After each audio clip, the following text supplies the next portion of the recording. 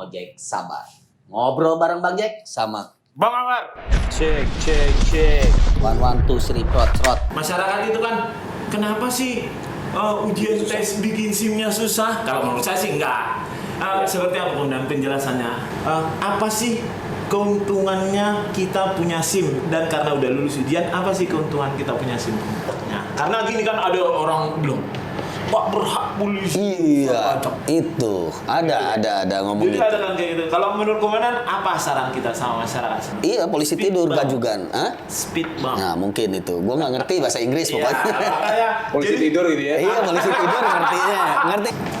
Halo Sobat Polda Metro Jaya, dimanapun kalian berada, ketemu kembali di program podcast Ngojek Sabar. Ngobrol bareng Bang Jack sama Bang Amar. Nah, kali ini Bang, ya. jadi kita agak jadi kelihatan nggak ganteng karena Bapak ini datang ke sini. Oh gitu ya, ada polisi ganteng ya yang hadir ya hari ini ya. Iya. Pasti penasaran nih, pasti penasaran masyarakat siapakah polisi ganteng tersebut. Iya. Iya. Ya, langsung aja, mohon izin Komandan, langsung kameranya perkenalkan diri. Assalamualaikum warahmatullahi wabarakatuh. Saya Wadil Lantas Polda Metro Jaya, AKBP Doni Hermawan. Salam. Ya, tepuk tangan dulu dong. Iya, langsung loh Pak Wadirnya langsung loh Bu, datang Wadir lantas. Ini kan bukannya apa-apa Le. Kalau ngomongin masalah lalu lintas, bukan masalah tentang traffic light, iya kan? Traffic light. Traffic light, kan bahasa Inggris, nggak bisa bahasa Inggris. Traffic light. Iya kan, tentang lampu merah lah, tentang apalagi banyak banget nih program kemacetan dan Tentang polisi yang dorong truk. banyak banget deh. Yang pastinya nih banyak banget program-program dari khususnya nih Direktorat Lalu Lintas Polda Metro Jaya. Ya, terkenal sih dia itu. Iya. Ya. Dan langsung aja ya. Oke, Karena langsung banyak aja. juga programnya. Langsung Banyak aja Bapak banget. Wadir yang menjelaskan. Program terbaru. Program dari Polisi Direktorat. Lalu Lintas Polda Metro Jaya itu apa? Ya, makasih sebelumnya. Kita sudah diundang nih di podcastnya Ngojek Sabar. Ngojek ya. Sabar. Makasih Bang Jack, Bang Ambar atas Siap. undangannya. Tadi betul sudah disampaikan tadi sedikit bahwa lalu lintas itu nggak cuma masalah traffic light dan cuma masalah Kemacetan STNK, lah, masalah STNK SIM, surat-surat masalah lah, ya. Memang lalu lintas ini kalau Pak Trisnanda sering nyampaikan itu ya urat nadi kehidupan betul. Memang kita menjaga peradaban, bagaimana transportasi juga bisa mendukung ekonomi dengan adanya lalu lintas yang lancar, Yes. yang selamat, tentunya meningkatkan Betul. produktivitas, gitu ya. Tadi sedikit masalah program memang betul Polda Metro Jaya ini, terutama di Lantas Polda Metro Jaya, program-programnya udah dari dulu jadi paling terdepan ini. Depan. Ini bukannya sombong nih, tapi sedikit memberikan informasi. Tapi memang karena kita di Jakarta, tuntutan masyarakat juga di Jakarta dengan masyarakat yang sudah semakin ekspektasinya semakin tinggi, harapannya semakin tinggi dengan teknologi informasi dengan segala fasilitas di Jakarta yang serba cepat, serba lengkap gitu ya. Jadi kita dituntut juga untuk bisa terus mengimbangi keinginan masyarakat gitu ya. Ada program yang kemarin kita sudah luncurkan tuh, Mbak. Kita juga punya program yang ini sebetulnya inisiasi Pak Kapolda. Ya. Oke. Pak Kapolda kita ini beliau menindaklanjuti apa yang menjadi harapan Pak Kapolri, bagaimana menginginkan polisi dekat dengan masyarakat. Nah, adanya program kita sebutnya polisi menyapa. Ini juga bagian daripada program Halo Polisi yang sudah yang sudah ada sebelumnya, yang sudah Halo dilaksanakan Polisi. di Polres, di Betul. Direktorat yang sudah melaksanakan program dari Bapak Kapolda kita. Nah, di Lantas Polda Metro Jaya ini ada program polisi menyapa. Sebetulnya bentuknya sama seperti yang ada Halo Polisi yang sudah dilaksanakan oleh beberapa Polres. Tetapi konsep yang kita sajikan kemarin itu yang sudah kita launching kemarin tanggal 21 Mei. Kemarin di acara Car Free Day, memang momennya juga pas di sana pada saat aktivitas masyarakat berkumpul di dalam satu area. Ini yang menginginkan Pak Kapolda bahwa kita ingin masyarakat itu lebih dekat, lebih intim dengan polisi. Yang tadinya belum dekat jadi dekat, ya. Yang tadinya sudah dekat makin Mantap. erat gitu. Jadi Betul. kita pengen polisi menyapa ini menjadi sebuah wadah bagi masyarakat, memberikan informasi, memberikan saran masukan, dan bahkan juga menyampaikan hal-hal yang mungkin dialami, dirasakan langsung oleh masyarakat. Nah, polisi menyapa ini ada berupa mobil khusus yang sudah dirakit gitu ya, yang sudah didesain berbentuk bentuk mobil polisi yang di situ disajikan ada kopi, ada makanan-makanan yang kita goreng langsung. Jadi kayak mobil keliling tapi di situ lengkap dengan fasilitas tadi itu. Kita siapkan alat kopinya dengan termasuk baristanya juga kita siapkan. Gitu. Jadi ini mudah-mudahan nanti bisa dimanfaatkan oleh masyarakat di tempat-tempat area-area yang nanti kita akan siapkan. Gitu. Oh gitu. Jadi dikasih tempat yang strategis biar masyarakat juga bisa menikmati kopi, ya kan? Capek habis olahraga gitu ya, komandannya. Capek habis olahraga bisa ngobrol sama polisi, bisa nanya-nanya, ya kan? Betul. Tentang masalah kadang, Pak, nanya nih Pak, kalau andai kata saya tilang gimana nih Pak Etlin nih kan? Kadang-kadang orang bingung Pak. Betul. Oke. Bisa langsung ditanya di situ mungkin Pak ya. Nah ini jadi timbul satu pertanyaan, masalah tempat. Apakah ada titik-titik tertentu, misalnya seperti tadi Komandan bilang masalah mobil yang sudah dirakit itu, apakah ada titik-titik tertentu di seputaran DKI Jakarta itu, apakah hanya waktu Pas acara Car Free Day aja? Atau seperti apa? Ya, untuk mengawali memang kita di kegiatan-kegiatan yang tadi di Car Free Day, yang di situ ada kegiatan masyarakat juga, berolahraga sambil kita juga nanti hadir di sana memberikan pelayanan dan juga memberikan wadah untuk informasi saling sharing. Nanti ke depan mungkin kita akan siapkan juga bagaimana yang konsep kita sudah punya SIM keliling, standar keliling. Nanti ini akan dikolaborasikan. Jadi di mana ada SIM keliling, ada standar keliling, di situ ada polisi menyapa. Itu harapannya kita ke depan. Tapi sementara dalam waktu dekat ini yang sudah kita canangkan adalah dengan kita hadir dulu di Car Free Day sementara itu. Jadi kita ingin nanti ngobrol santai sebetulnya dengan masyarakat sambil ngopi. Karena kita tahu masyarakat kita kan senang kopi nih kan. Kalau masalah itu clear lah, masalah itu bisa selesai, solusinya ada kalau udah ngopi ya masalah beres lah kita, mudah-mudahan seperti itu harapannya. Jadi nggak ada lagi sekat, nggak ada lagi pandangan masyarakat tuh polisi nyeremin ya, nakutin ya gitu ya. Jadi kalau ngeliat polisi lantas jangan deg-degan. Biasanya biasanya nih. Kalau ngeliat ada polisi lalu lintas itu tiba-tiba deg-degan. Langsung Apakah tanda turun darahnya 3 liter itu. langsung. Itu tanda cinta. Tanda cinta atau apa gitu ya.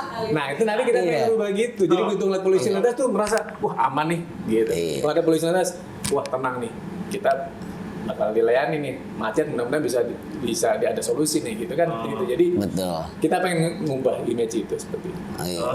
Jangan sampai kayak ya kan dulu lihat posisi terbalik. Nah, itu yang bikin.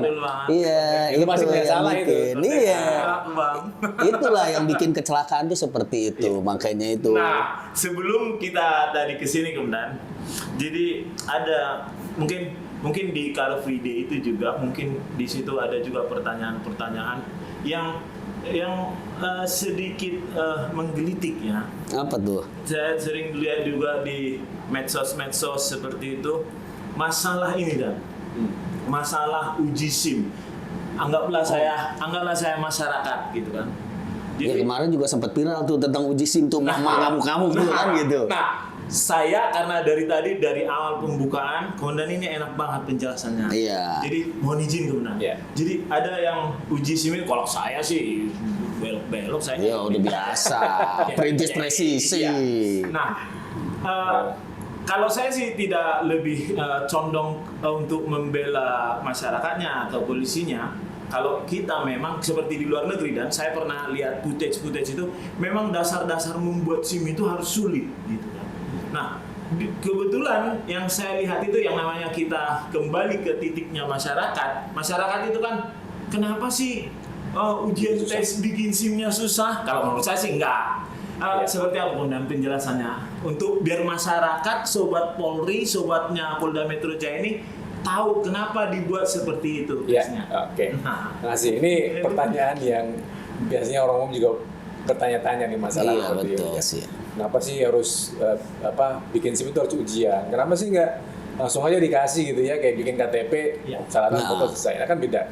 Jadi SIM itu perlu dijelaskan adalah uji kompetensi. Jadi di situ ada yang diberikan oleh negara berupa privilege bagi seseorang yang setelah lulus uji kompetensi. Jadi memang harus melalui rangkaian ujian, mulai dari kesehatannya juga kita periksa, psikologinya juga kita periksa, bagaimana tingkat keemosionalnya, sampai dengan tingkat kemampuan atau keterampilan daripada mengemudi kendaraan tersebut. Dan disitulah pentingnya kenapa harus ada ujian, gitu ya. Nah, kaitan masalah kenapa sih ujiannya nggak yang gampang-gampang aja gitu ya? Kenapa harus ada teori? Kenapa harus ada praktek kan gitu ya? Ya ini penting karena ujian itu yang berteori kita harus paham bagaimana peraturan undang-undang, tentang bagaimana membaca marka dan rambu-rambu. Jadi supaya kita nanti bisa tahu pada saat di jalan itu tidak membahayakan orang lain dan tidak membahayakan diri sendiri gitu ya. Dan kemudian masalah keterampilan ini penting. Jangan sampai nanti orang mengendarai tapi tidak mampu untuk menguasai atau bagaimana mengoperasionalkan kendaraan tersebut. Nah, di situ ada ujian. Nah, kenapa ujiannya kemudian sulit? Memang disesuaikan dengan kondisi pada saat nanti di jalan gitu kan. Kalau kita harus berbelok, bagaimana kita U-turn, bagaimana kita itu kan sebetulnya hal-hal yang nanti akan ditemui pada saat sudah di jalan seperti itu. Dengan kontur jalan-jalan yang beragam di Indonesia ini. Ada yang jalannya berliku, ada yang nggak semua jalan kita kan jalannya lurus-lurus saja dalam kondisi lebar jalan yang ideal, itu pasti kan berbeda-beda. Nah, itulah kenapa di ujian SIM itu harus melalui syarat seperti itu. Oke, luar biasa tuh. Jadi buat kalian sebagian kecil ibu-ibu ya, itu artinya ujian SIM itu supaya jangan belok kiri, sen kanan. Ada kan gitu. Iya, itu mak-mak biasanya tuh ya. Iya, sering banget dijumpai. Sebetulnya kenapa harus diuji begitu ketat oleh kepolisian? Itu adalah bentuk rasa sayang polisi kepada masyarakat. Karena masyarakat itu merasa sok-sokan nih polisi padahal karena sayang kan sama kayak Betul, orang tua. betul. Nih orang tua, Api belajar kau apaan sih belajar mulu gitu. Karena bukannya apa-apa Le. Semua orang bisa mengendari motor, tapi kan nggak pandai dia dalam situasi di jalan raya. Yang dipikirin bukan otak dia doang, bukan keselamatan dia doang, tapi keselamatan juga pengguna jalan yang lain. Makanya polisi kadang-kadang kan dilatih juga kan, walaupun polisi juga dilatih loh. Yang namanya ada tuh, namanya safety riding kan? Safety riding. Iya, diajarin juga kan? Iya. Iya, maksudnya apa? Ya biarin itu tadi. Polisinya selamat. Udah sekarang kok polisinya aja nggak selamat, gimana mau ngamal di masyarakat kan gitu? Iya. Jadi ini nggak apa-apa, saya tambahin juga. Jadi kita juga sudah terbuka masalah materi-materi dalam ujian. Di ujian teori orang bisa buka kok, bisa akses. Iya. Apa sih yang bakal akan diuji? keluar, yang akan diuji itu gitu. Jadi, kita dengan kemudahan informasi, keterbukaan informasi itu orang semua bisa mengakses kok gitu ya. Kemudian masalah ujian praktek itu juga kita sudah memberikan sarana bagi masyarakat yang ingin latihan. Jadi kalau di satpas itu sudah diperbolehkan dan dialokasikan waktu untuk masyarakat bisa melatih diri, kemampuannya pada saat nanti akan sebelum diuji. Jadi boleh itu datang misalkan takutnya wah ngarang-ngarang nih polisi nih bikin materi ujian praktiknya ini. Silakan bisa latihan dulu, nanti latihan bagaimana latihan. Kalau mobil ya roda 4 bagaimana latihan parkir paralel, parkir seri dan sebagainya. Motor juga demikian, bagaimana nanti U-turn, mungkin angka 8 dan sebagainya, itu juga diperbolehkan untuk latihan. Nah, itu jadi kita sudah sangat-sangat terbuka bagi masyarakat yang ingin mendapatkan SIM, bisa berlatih baik teori maupun ujian prakteknya. Luar biasa. Jadi saya nih patroli nih sebenarnya. Jadi yang saya lihat. Jadi ini pengalaman pribadi. Iya bang. Ini karena beliau ini enak banget saya rasa penjelasannya. Jadi masuk ke pikiran. Abang kan nggak masuk. Masuk. Jadi maksudnya gini. Setiap saya patroli itu, yang saya lihat ini atas survei saya 75% yang mempunyai usia yang harusnya bikin SIM tidak punya SIM. Ya kan? Yang jadi pertanyaan saya itu apa sih keuntungannya kita punya SIM, dan karena udah lulus ujian apa sih keuntungan kita punya SIM? Ya, yang jelas Nggak ditilang. Kalau bukan ditilang. Kalau ditilang ini kalau melanggar tetap ditilang. Kalau pas razia kemudian pas lagi razia dia nggak belajar tapi nggak punya SIM ditilang. Ini harus geser gadgetnya nih. Kalau bikinnya. Jadi memiliki SIM itu bukan untuk menghindari tilang atau tidak ditilang gitu ya, tapi ini adalah bentuk bahwa seseorang itu sudah lulus uji kompetensi dan layak untuk mengoperasionalkan kendaraan. Iya. Jadi pada saat di jalan dia sudah diberikan privilege oleh negara berupa SIM untuk bisa mengendarai kendaraan. Nah bagi yang belum memiliki SIM tapi sudah mengoperasionalkan kendaraan, nah ini yang salah yang harus kita luruskan. Dan budaya ini adalah budaya tertib berlalu lintas yang harus ditanamkan sejak usia dini nih. Jadi kadang-kadang keluarga, orang tua juga harus pemahamannya harus ini dong, harus sayang anak, tapi jangan berarti memberikan bentuk kasih sayang itu berupa melanggar aturan. Kadang-kadang anak-anak ini masih usianya belum cukup 17, masih sekolah. Kebanyakan tuh. Anak-anak udah minta dibeliin motor, dibeliin tuh sama orang tuanya. Yang terjadi kecelakaan pada saat di jalan, akhirnya penyesal kemudian. Ya, ini banyak terjadi kasus kecelakaan usia-usia produktif, usia-usia remaja, anak-anak yang pada belum usianya untuk mendapatkan SIM ini menjadi korban kecelakaan. Nah, kita tidak menginginkan nih. Ya, kalau sayang anak, maka tetap sesuai dengan aturannya, tidak boleh memberikan kendaraan, membolehkan mengendarai kendaraan sebelum waktunya, sebelum mendapatkan SIM. Itu saya kira perlu ditanamkan kepada semua keluarga. Sama seperti polisi sayang sama masyarakat. Polisi memang dari dulu harus sayang sama masyarakat, Le. Iya, dari zaman Kempetai. Iya. Abang tahu Kempetai? Tahu lah. Apa? Ken. Kempetai itu. Ken Peta itu polisi ini polisi zaman Jepang. Iya. Ken Petai. Iya. Iya, jadi keuntungannya selain itu kemudian misalnya nih nauzubillah min jalik, tahu saya kan? Iya, tahu. Misalnya kemudian kan kita kan pluralisme. Iya. Misalnya nih komandan, kalau ya nauzubillah min jalik lah, kalau misalnya kecelakaan, terus dia nggak punya SIM, dia dapat asuransi apa gimana kan? Yang jelas kalau dia kecelakaan terlibat sebagai penyebab kecelakaan, ya maka akan dipertanyakan legalitasnya yang jelas itu ya. Berarti kan dia tidak diberikan izin sebetulnya untuk menaiki kendaraan. Nah, satu sudah poin dia tidak mendapatkan izin dari negara. Apalagi kedua dia sebagai penyebab kecelakaan. Nah, otomatis apa yang harusnya dipenuhi oleh negara dalam hal ini asuransi jasa harja itu tidak bisa diberikan kepada yang bersangkutan. Karena tadi yang pertama dia tidak memiliki SIM.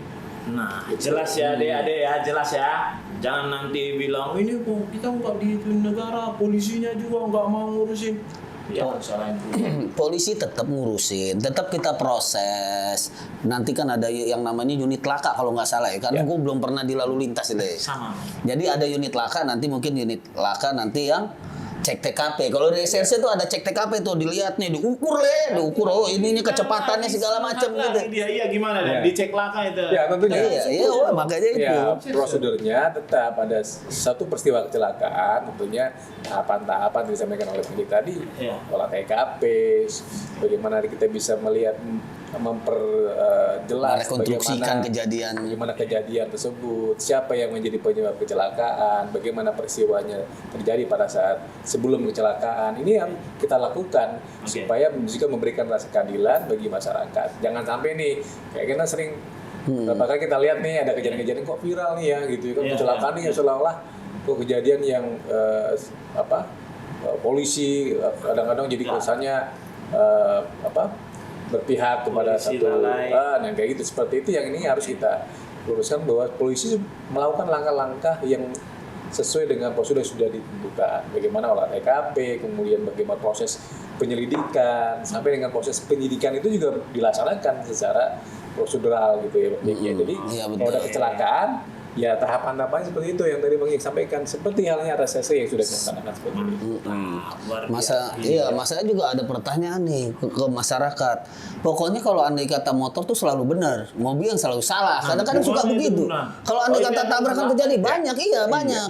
Nah itu tidak seperti itu yang memang kan, selama ini banyak persepsi itu memang muncul di masyarakat. Nah, tapi kalau pada pelaksanaannya, kepolisian akan bekerja secara profesional, melihat sebuah peristiwa, didukung juga dengan alat teknologi, yaitu traffic accident analysis yang kita sudah miliki itu, bagaimana menggambarkan sebuah peristiwa dan itu nanti bisa memperjelas siapa penyebab lakanya. Karena kalau kecelakaan memang berbeda nih, Bang Jeng sama Bang Bang ya. Berbeda seperti kasus-kasus pidana atau kejahatan lainnya. Karena peristiwa kecelakaan itu tidak ada manusia di sana, tidak ada niat. Gitu. Iya. Siapa sih yang mau kecelakaan nih? Gitu. Siap. Berangkat dari rumah, gue pengen kecelakaan hari ini kan nggak ada. Nah, sebuah peristiwa yang tidak diduga, ya tanpa perencanaan, sebuah peristiwa itu bisa saja terjadi dan menimpa kepada siapa saja. Nah, pada saat suatu peristiwa terjadi, kecelakaan, polisian bertugas memberikan mengungkap bagaimana peristiwa itu terjadi dan bisa menyampaikan nanti hasil penyelidikan dan olah TKP-nya terhadap kecelakaan itu siapa yang menjadi penyebab kecelakaan. Jadi nggak mesti yang motor kalau kalau sama mobil kecelakaan kemudian yang salah tetap mobil gitu ya. Ya kan kalau yang di luaran kan sering dengarnya seperti itu. Itu makanya dijelaskan sama Iya. Dan memang kecelakaan ini ada juga kecelakaan yang mengakibatkan yang pertama, kecelakaan itu hanya kerusakan material nih, tidak ada korban. Yang kedua, menyebabkan luka-luka ringan. Baik ringan, sedang sampai dengan meninggal dunia. Memang ada beberapa kategori. Nah, kita juga mendapatkan proses restoratif justice.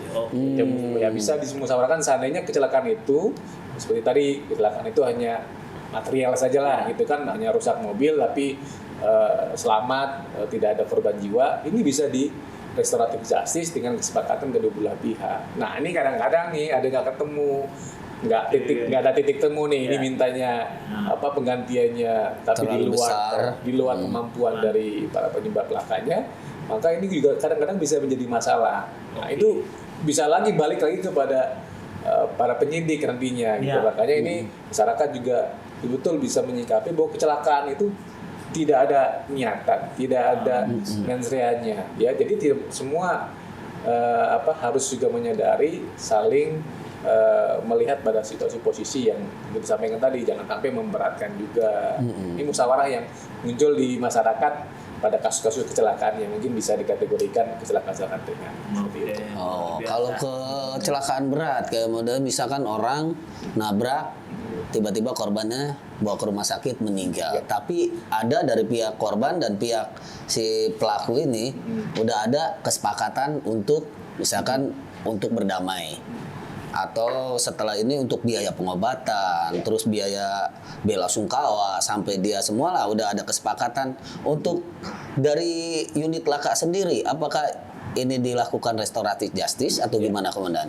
Ya, memang kita berharap semua kasus-kasus itu juga ditangani dengan secara profesional ya. Siap. Ada aturannya di Siap. ini ada aturannya bagaimana restoratif justice itu ada klasifikasinya. Nah, pada kasus-kasus tertentu di mana ada korbannya sampai dengan meninggal dunia atau mungkin cacat sampai permanen ya. Kemudian kedua belah pihak sudah ada kesepakatan. Nah, yang terpenting bagaimana proses ini bisa betul-betul selesai dengan tuntas ya. Jadi tidak menimbulkan masalah di kemudian hari. Pada saat nanti ada kesepakatan yang tidak selesai ya. Nah, maka ini juga akan bisa menjadi masalah yang akan muncul di kemudian hari yang nanti akan kembali lagi kepada penyidiknya. Iya, betul. Makanya proses penyidikan itu tetap harus dilakukan, langkahnya itu harus tetap ditempuh. Nanti pada saat nanti itu harus proses sampai dengan tingkat sidang itu juga pun harus proses yang akan dihormati oleh untuk kedua belah pihak seperti itu ya. Jadi pada prinsipnya kita upayakan bahwa ultimum remedium penegakan hukum adalah upaya terakhir ya setelah kita lakukan proses. Nah, seperti itulah contohnya polisi menyapa. Ceritanya kita ini masyarakat, ini pos polisi menyapa. Kita tahu. Iya dong. Mohon izin Tuhan. Pos yang kayak kemarin pos polisi menyapa. Polisi menyapa itu setiap Sabtu atau Minggu untuk sementara ini. Sementara ini Minggu. Hari Minggu. Ya. Ini contohnya kayak kita ceritanya masyarakat nih. Iya. Ini di sini pos kita nanya kan akhirnya kan boleh kan nanya-nanya. itu kan terwujud seperti itulah pos polisi menyapa. Ya. Nah, setuju. izin kemudian pos polisi menyapa ini masih berkisaran hanya hari Minggu, gitu kan? itu kan hari libur. Contohnya di situ kira-kira hanya bertanya apa bisa ngurus soalnya saya tonton footage-nya itu bisa ngurus perpanjangan SIM atau perpanjangan Nanti. STNK. Kata komandan nanti digabung. Samsatnya digabung, ini gabung, sebelahnya Aku tonton polisi. tadi bang itunya. Apanya? Ada yang udah dirakit. Oh kok lain nonton, aku nggak dikasih filmnya Le. Ya abang nggak ikut latihan tadi. Iya, jadi gini ya, Gimana, Pak. Luna? Jadi polisi menyapa ini sebenarnya bukan bentuknya bukan pos, tapi sama mobil Iya. keliling Iya, oke. yang kita asumsikan bahwa itu adalah tempat buat interaksi masyarakat dengan kepolisian. Oke. Nah nanti itu disiapkan di area-area keramaian atau area pusat kegiatan masyarakat seperti contohnya Car Free Day itu Oke. ya. Di sana juga disandingkan dengan pelayanan publik yang lain yaitu SIM keliling dengan sahabat keliling yang sudah kita laksanakan pada beberapa waktu yang lalu ya. Iya. Jadi nanti di sana tempatnya ada polisi menyapanya, ada Polisi sahabat menyapa, kelilingnya, sahabat keliling. ada SIM kelilingnya. Jadi di situ jadi satu menjadi sebuah upaya untuk masyarakat bisa interaksi dengan kepolisian sambil mengurus sesuai Kayak dengan pas lah itu ya. Iya. Kayak pas. Sambil ngurus Mau surat, ngurus sambil perpanjangan ngopi. apa SIM nanti bisa di situ. Gitu. Oh, itu ngurus, sambil ngopi, Iya. Sambil ada solusi. Sambil nunggu. sambil ada solusi luar biasa Polda Metro Jaya. Tapi Tapi ini yang inisiasinya Pak Kapolda kan. Betul. Betul.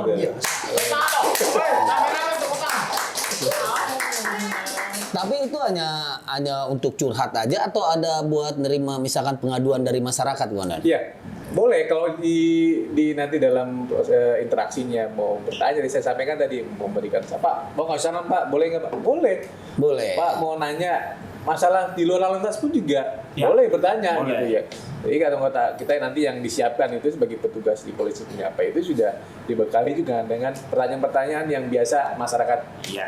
bertanya ya masalah mungkin bagaimana sih masuk polisi misalkan itu banyak juga nanya sih. Ah, iya. Bagaimana sih bikin laporan kehilangan kayak gitu supaya masyarakat ya terinformasikan hal-hal yang berkaitan dengan pelayanan kepolisian.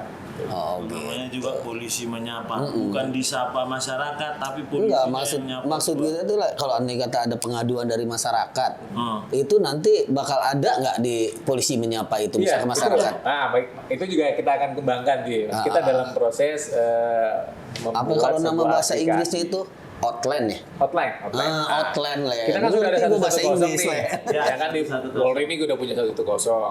Tetap nanti mulanya hotline-nya di sana. Oke. Tetapi kita akan nanti koneksikan bagaimana nanti 110 ini bisa juga diarahkan pada saat hal-hal yang berkaitan dengan masalah lalu lintas ke bidang lalu lintas. Dalam hal ini mungkin kalau misalnya lalu lintas di Jakarta ya, kita nanti akan siapkan layanan khusus untuk bisa menjawab interaksi yang tidak hanya berupa fisik langsung berinteraksi, tapi juga nanti bisa by phone, bisa menyampaikan, bisa bertanya.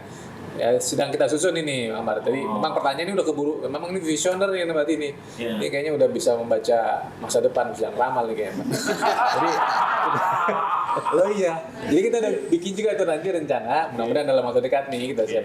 siapin nanti lapor Polantas. Mudah-mudahan nanti ini sama. ada. Nah, kita kan konsepnya sebetulnya pengen nih polisi itu mudah ditemui, mudah dihubungi. Gitu. Iya betul. Iya, jadi biar masyarakat kapan saja butuh polisi bisa kapan saja menghubungi gitu ya.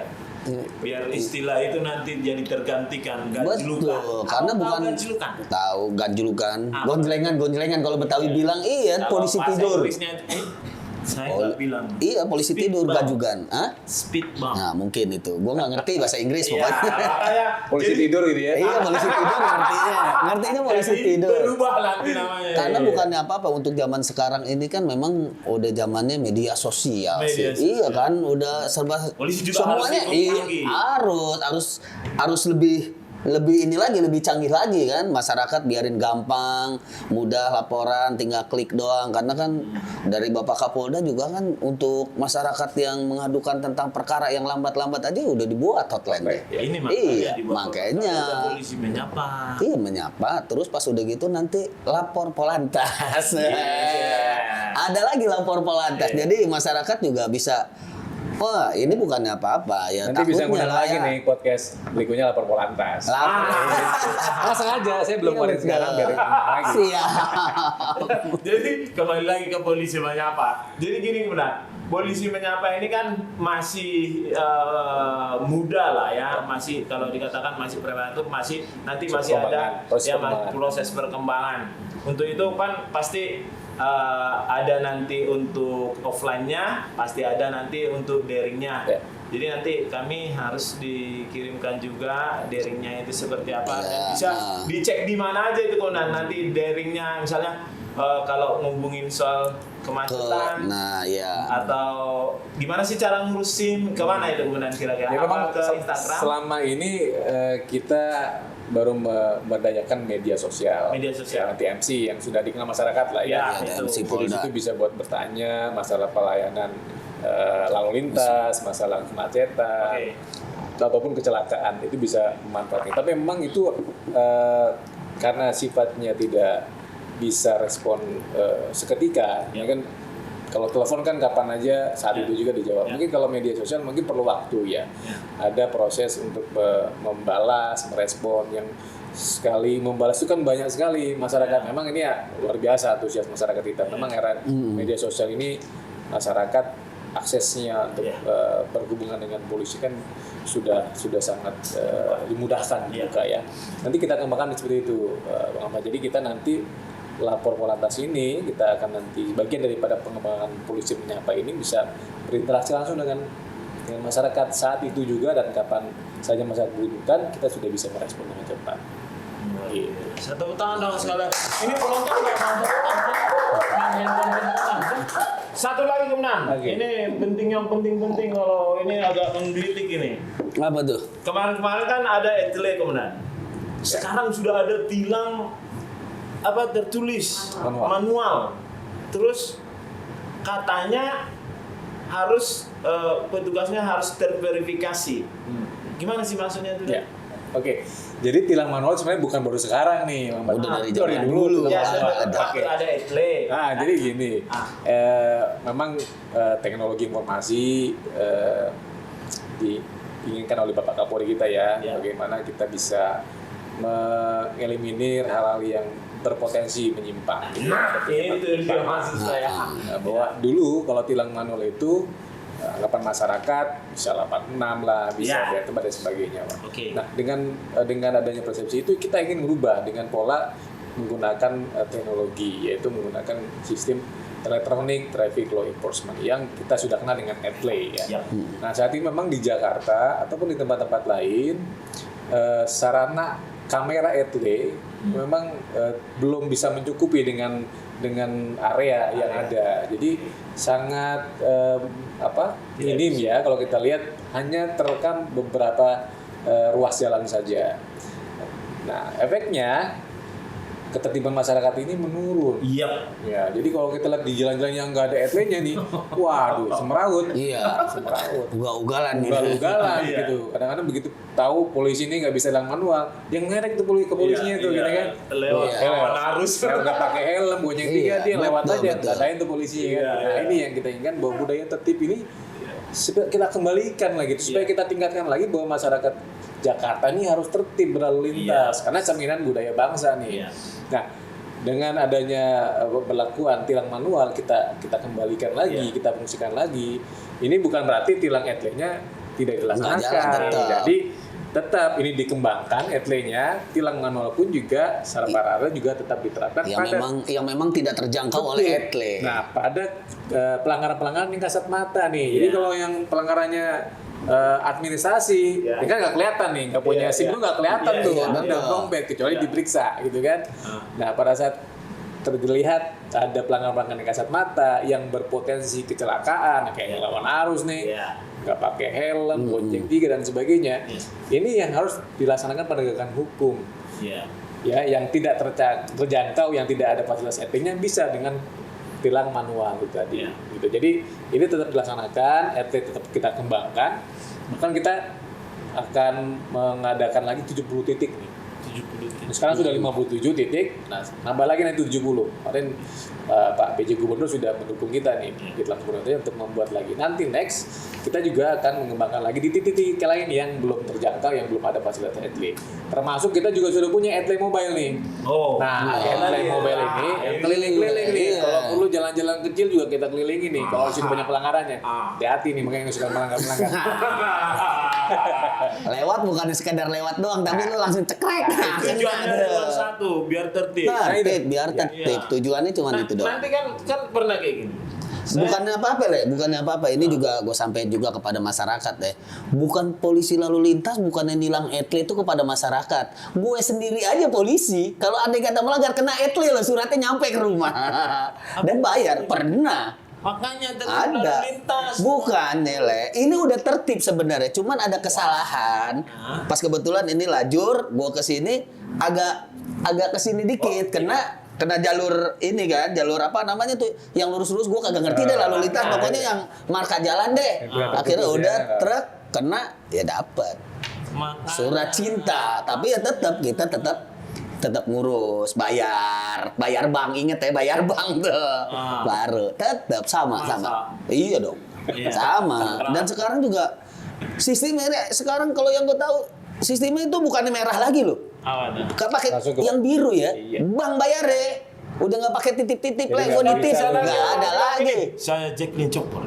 Kalau mungkin kalau dulu bisa, kalau sekarang udah nggak bisa, udah langsung cekrek, udah langsung kirim ke rumah. Iya, Abang ditilang. bilang. Makanya. Makanya kita udah tertib. Itu aja gara-gara kena sedikit aja kena. Jadi harus lebih tertib lagi. Tapi kalau saran saya sih sama ya khususnya penduduk DKI ya, karena memang kurang kesadaran, benar.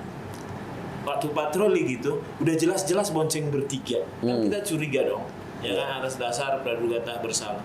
Pas kita berhenti, entah nggak dia bilang apa? Salah saya apa Pak katanya? Salah saya apa? Udah jelas lu nggak pakai helm, buat jalan bertiga. Gambaran pusingnya jadi polisi lalu lintas, Bang. Iya kan? Ini pernah saya tonton di akunnya NTMC Polda Metro Jaya itu. Jadi polisinya udah berhenti di sini, pakai mobil polisi, pada ngelawan harus gini, Bang. Lewat aja. Padahal dia nggak tahu. Nggak tahu ini ada kamera etle. Nah, satu lagi kemudian, kan sering juga kita dengar istilahnya kalau menurut saya tentang wajib pajak. Wajib pajak ini mah. Anggap aja kita kayak di polisi menyapa ini karena menyapa kan masih perkembangan. Wajib pajak itu kalau menurut komandan, mohon izin. Bagaimana sih saran kita kepada pengendara-pengendara kendaraan bermotor supaya mematuhi wajib pajaknya? Karena gini kan ada orang bilang, Pak berhak polisi. Iya, itu ada ngomong Jadi gitu. ada kan kayak gitu. Kalau menurut komandan, apa saran kita sama masyarakat supaya? Ya, ini juga diluruskan ya bahwa Nah, polisi ini itu menarik nih. nggak menilang karena pajaknya belum dibayar, Oke. tetapi karena STNK-nya belum disahkan. Jadi STNK itu kewajibannya berdasarkan undang-undang, ya Undang-Undang Lalu Lintas 2009 itu bahwa STNK berlaku 5 tahun dan setiap tahunnya harus disahkan. Nah, pelanggaran itu yang ditindak oleh polisi lalu lintas pada saat melihat STNK-nya belum disahkan. Itu kan di lembar STNK ada 4 kolom tuh. kolom. Nah, syarat dari pengesahan salah satunya adalah Bayar sudah pajak. Jadi bukan karena tidak bayar bukan karena pajaknya, pajaknya, tapi bukan tidak karena pajaknya disahkan. mati gitu ya, Karena karena belum tidak disahkannya setiap tahun STNK-nya itu. Gitu. Ntar dulu, Bang. Jadi selain itu juga dia karena melanggar diberhentiin. Diulang ya. Diulang dulu. Ini harus jelas. Iya. Soalnya jangankan itu, sen kiri belok kanan aja bisa terjadi. Apalagi soal ini yang Iya. ada. Iya, makanya itu. Betul. Silakan. Nih, ulangin lagi ya. Iya, siap. Jadi STNK itu berlaku kan 5 tahun. Siap. Ya. Setiap tahunnya harus disahkan Disahkan. oleh kepolisian. Oke. Nah, syarat dari pengesahan itu salah satunya adalah harus sudah membayar pajak kendaraan bermotor. Nah, pada saat di jalan, pada saat ditemukan ada pemeriksaan mungkin ya, Iya. mungkin nanti pada saat polisi lalu lintas memberhentikan melihat STNK-nya ini belum disahkan. Oke. Ulangi, belum disahkan. Belum Bukan disahkan. pajaknya ya. Oke. Lembar STNK-nya belum disahkan, maka di situ ada pelanggarannya. Itu ialah yang ditilang, bukan karena belum bayar pajaknya, tapi karena belum disahkannya. Disahkan. Oh, karena dia belum bayar pajak kan nggak disahkan. Tapi udah disahkan. Yang nggak disahkannya ini yang ditilang. Betul, itu. Itu kau yang tahu. Apalagi 4 kolom itu apalagi 4 kolom itu kosong semua, Le. Sementara STNK berlaku sampai 2023 bulan Mei. Itu lebih parah lagi itu. Itu lebih parah lagi, berarti dia 4 tahun gak bayar pajak. Nah itu juga hati-hati nih, yang nggak bayar nggak memperpanjang STNK ya 2 tahun setelah masa berlaku 5 tahun STNK itu habis atau total 7 tahun ya, itu tidak dilakukan registrasi ulang.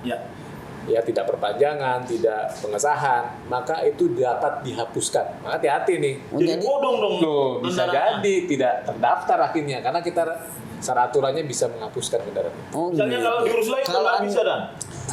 Makanya kesempatan itu jangan sampai lebih dari 7 tahun, 5 tahun tahun. masa berlaku STNK plus 2 tahun pengesahan.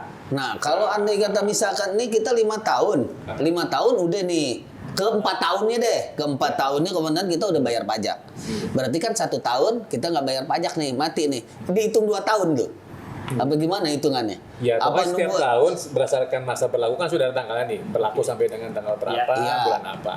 Pada saat lewat dari tahun tersebut, ya tanggal tersebut, ya dihitung nanti kalau masih dalam tahun yang sama, tanggal sama masih hitungannya 1 tahun. 1 tahun. Misalkan STNK kan kata komandan STNK mati 4 tahun sudah keempat, lebih. misalkan ya, tahun keempat, kemudian tidak perpanjangan 5 tahun. Tidak perpanjang Tahun misalkan. kelima ini tidak diperpanjang. Iya. Nah, hitungannya berarti dia belum memperpanjang STNK. Berarti STNK-nya sudah tidak berlaku itu. Iya, makanya itu. Berarti itu udah dihapus. Belum. Tambah 2 tahun. Nanti tambah 2 dua tahun lagi. Jadi 2 tahun setelah masa berlaku STNK habis. Jadi Habis. 5 masa Tambah berlaku STNK 2. plus 2 tahun. Jadi 7 tahun. Enggak 7 diurus tahun. juga, Baru dihapus. suka dia dihapus. Hati-hati Enggak, makanya. masalahnya kadang-kadang suka ada masyarakat bilang, tenang aja ntar deh. Tunggu pemutihan. Tunggu pemutihan. Nah, itu. Ternyata pembuktiannya enggak ada. Pemutihan. Iya. Kemudian tinggal pakai ini aja. Baik clean, baik clean. Luar biasa. Selain saya nanya-nanya, Nah, tapi enggak, itu baru gimana betul. tuh? Iya, gimana komandan? Memang ada pemutihan apa gimana Ya, sih? itu kebijakan pemerintah daerah masing-masing berbeda-beda. Oh, gitu. Jadi ada yang itu melaksanakan kegiatan pemutihan, ada yang dikenakan keringanan dendanya saja. Oh, Nah, gitu itu ya. berbagai metode, berbagai kebijakan dari pemerintah daerah. Itu masing-masing pemerintah daerah punya. Iya, karena kan banyak banget kalau masalah lalu lintas. Kadang-kadang nanya, padahal kita fungsinya di reserse, tapi disangkanya polisi itu serba tahu, komandan. Iya. Itu gimana sih? Katanya bang, pajak progresif dihapus tuh. Berarti setelah Udah podcast nggak ini ada udah lagi. jadi gitu. tahu dong. Iya, akhirnya itu. Udah jadi tahu. Makanya Sekarang itu. Ada orang bilang begini nggak berhak polisi. Akhirnya saya jadi tahu. Akhirnya tahu, berarti bukan Saya- masalah nggak bayar pajak, tapi nggak Belum disahin tuh disahkan. STNK-nya Saya tuh. sudah bisa jawab ini. Disahkan. Iya, jadi lah bisa. Nanti kalau nanti kata jalan, coba lihat. Wah, lu belum disahin nih. Lu sahin dulu. Iya. Dihalalin dulu. Dihalalin dulu, ijab kabul.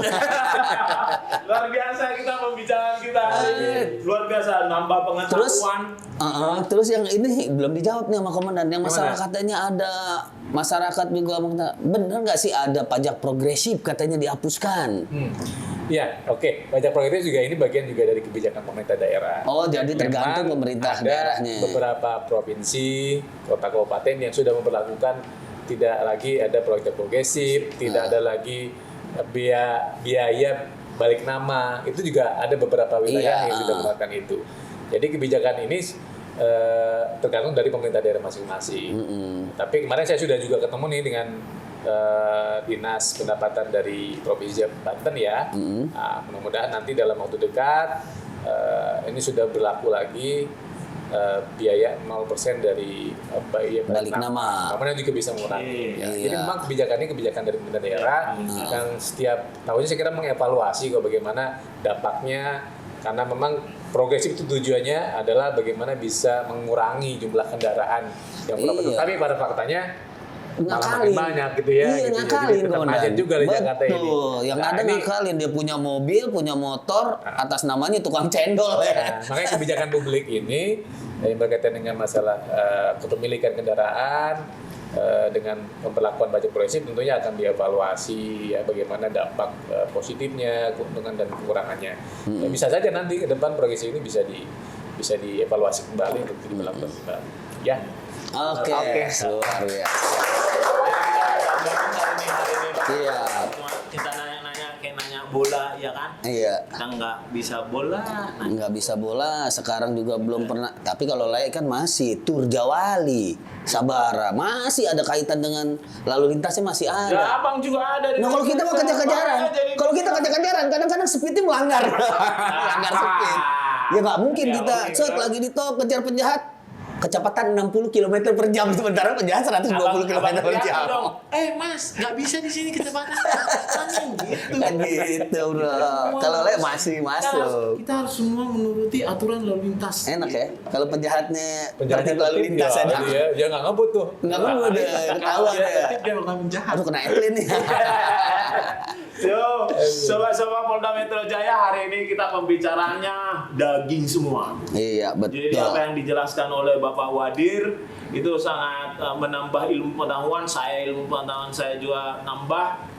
Mohon izin terakhir Komandan, pesan-pesan Komandan terhadap masyarakat khususnya masyarakat DKI. Silakan Komandan. Ya, kasih pada masyarakat Jakarta nih khususnya ya.